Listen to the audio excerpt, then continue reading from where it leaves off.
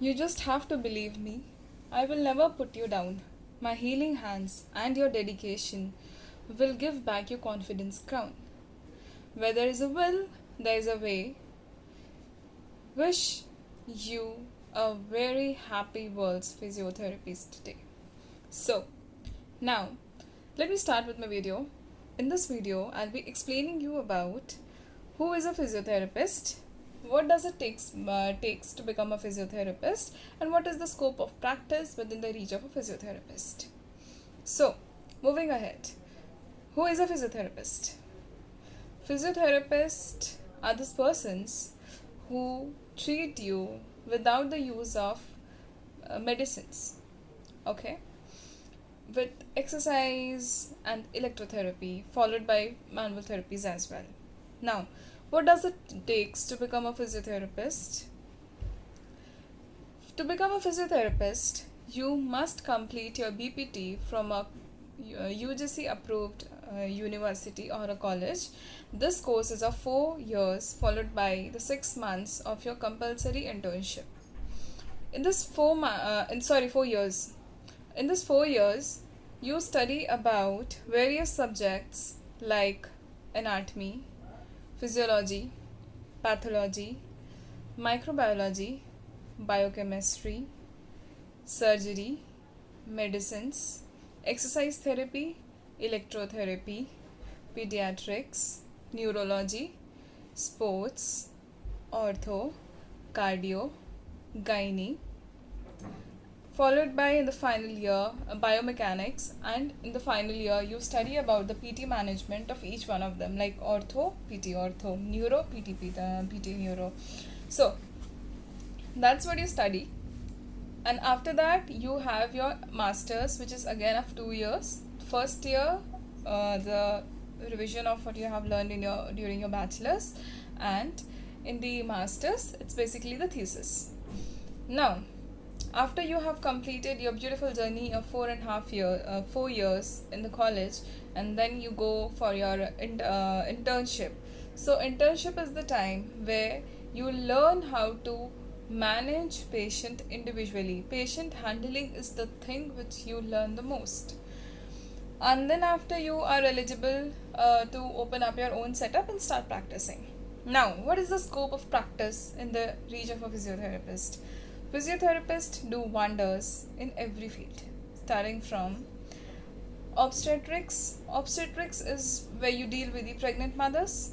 You teach them exercises that will actually help them maintain the strength, and also in the normal vaginal delivery if they opt for, provided you have to keep in mind the general contraindications. What are the contraindications that you have to take care of?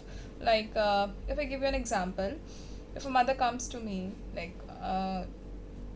she directly, like before meeting a obstetrician, so I will have to assess her first. I'll have to take the proper history. I'll have to go through her papers, okay? And then if there is any complications, you are not allowed to appreciate that mother. You please send her to the treating obstetricians, and if obstetricians is giving the clearance, then only you go for seeing that case. Second is gynecology.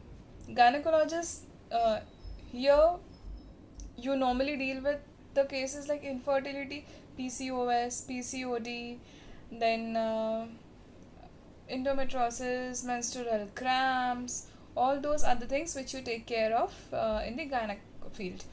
Next you have is the pelvic floor. Pelvic floor dysfunctions.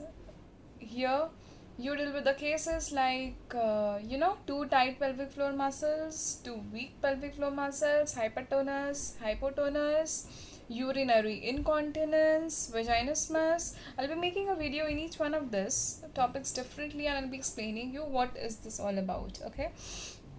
Then comes the pediatric physiotherapist. So in pediatric physiotherapist, we deal with the cases like delayed developmental milestone. If it is a CP child and he is not able to do his ADLs properly, there's some problem in the growth, so you help them. Then after, followed by sports. Sports physiotherapist, I'm pretty sure all of you must be knowing. Then you have physios in operative cases. Suppose you have TKR, THR. Supposed that also you need a proper rehabilitation, only then you can get back to your daily schedules in a very proper way. Then physiotherapists are there in MNCs also. They give you the right advice about how to maintain a posture, because we know that having sedentary lifestyle and probably working for long hours in the office, sitting in one posture for a long time, you get neck pain, headache is also prevalent. Okay, so that is taken care by a physiotherapist. Then we have cardiopulmonary. Cardiopulmonary is like, there's no definition for it, because in this COVID pandemic we all have seen physiotherapists taking care of COVID patients also. So cardiopulmonary, you deal with all the cardiac cases. Okay, you go and teach them breathing exercises. Then chest physiotherapy is there, many more things. Okay, and physiotherapists are playing role in cancer rehab also. Now, these are the scope of practice which is there in the reach of a physiotherapist. And for any questions if you have, you can post it on the comment box. I'll love to answer that.